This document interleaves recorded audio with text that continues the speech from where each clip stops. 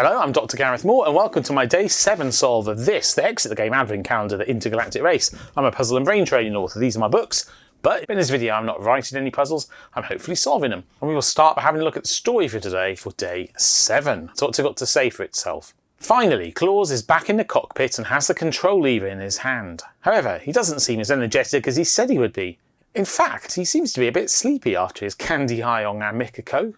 Did the Mermilorian actually tell you where to go after Mikako? He asks, yawning.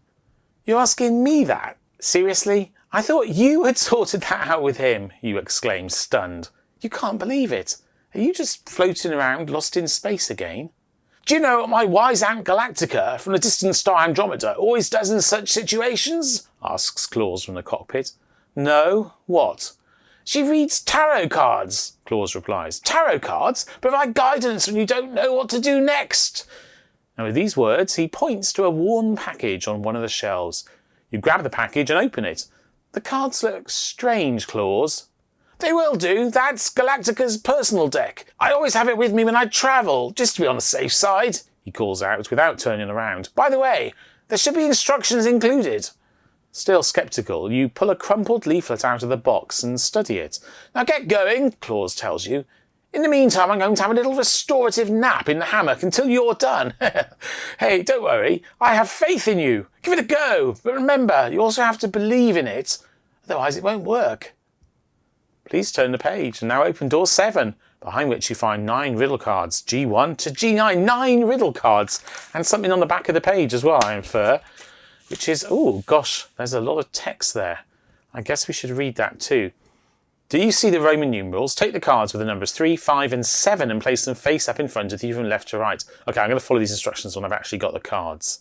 So let's do that after we've opened the door. All right, and we worked out yesterday that our door for today, for Day 7, was here. So let's go and have a closer look at that now. Okay, are we expecting 9? There certainly is something chunky in here. 9 tarot cards, and they don't have the normal exit back on them. Or at least they don't have letters on them anyway. There's some instructions down here, so we better have a look in the room as well. Should we look in the room first, I think? So I'm going to post it inside the room. It says, if you have found the 3 correct cards, look around. Look closely and use what you find from small to large. So I'm not sure, there's 2 bits in bold there. So look around is in bold, and from small to large seems pretty clear. It's giving us an ordering for however we eventually end up with a set of numbers. And I guess that's Claus relaxing there, although he appears to be out in space, so I'm not so sure. And I don't think there's anything else that important in the room. So I think the next thing really is to look at the cards. So 9 cards. Let's have a look.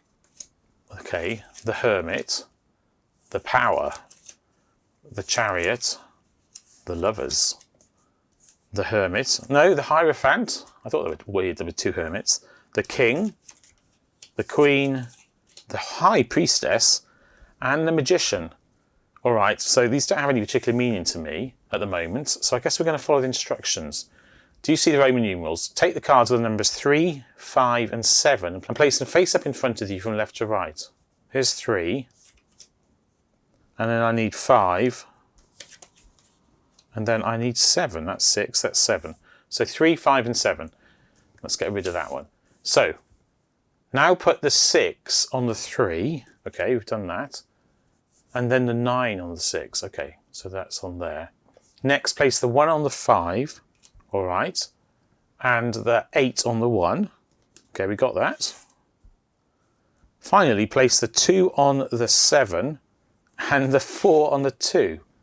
Take a deep breath. That did not magically solve the puzzle. Now, place the 3 stacks face up on top of each other, in what order, and turn their entire deck over. Is this a magic trick? 3 stacks face up on top of each other. Well, I guess it means like that. All right. So I guess the order they're in is 9, 6, 3, 8, 1, 5, 4, 2, 7. All right, now what? Next, you will decide whether to cut the deck 3, 5, or 7 times. Don't know how to cut the deck? It's simple. Take an arbitrary number of cards from the top of the deck and put them aside together without turning them over. Then place the remainder of the deck on top of the cards you just set aside. Repeat this process 3, 5 or 7 times. Breathe. Feel their energy. Once you're done, deal the cards again into 3 stacks of 3, this time face down! Distribute the cards in the following pattern: left, centre, right, left, centre, right, left, centre, right. Reveal the 3 stacks and look at each one. Choose a stack that contains no royalty. All right, so we're going to cut the deck once. Okay. And we're going to cut it again twice. And we're going to cut it again, maybe just those 2 cards, a 3rd time. So we cut the deck 3 times. I won't do 5 or 7. And then deal the cards into 3 stacks. Okay, 1, 2, 3, 1, 2, 3, 1, 2, 3. Okay, we've done that. Reveal the 3 stacks and look at each one. Choose a stack that contains no royalty. Okay. Okay, upside down wasn't very helpful there. So the Hermit, the Power, the Kin, that's got royalty in it. Okay, fine. And here we've got the Hierophant, the Queen, the Chariot, that's got royalty in it. And in this pile, I really hope there's no royalty in the Magician, the Lovers, the High Priestess. Okay, there's no royalty in there. Oh, so we have 1, 6, 2.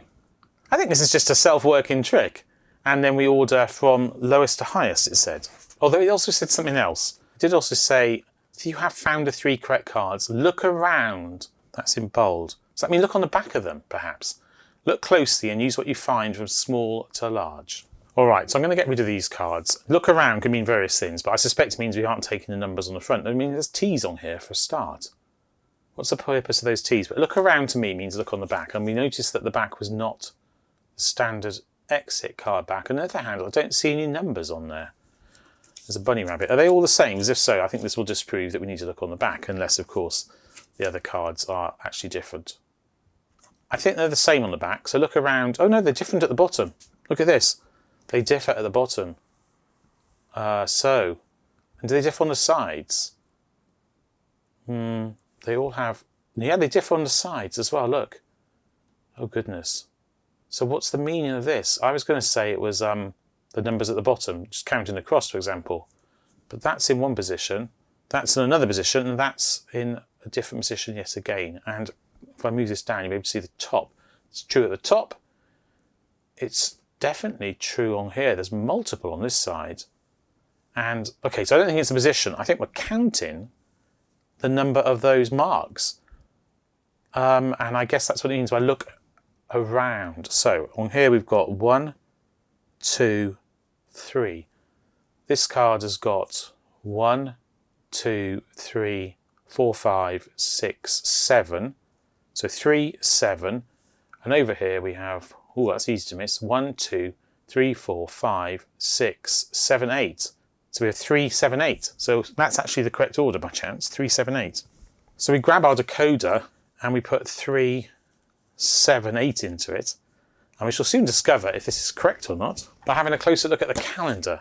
So we are at the open door, well, that one in particular, and we need to go, according to this, so up, down, and down left.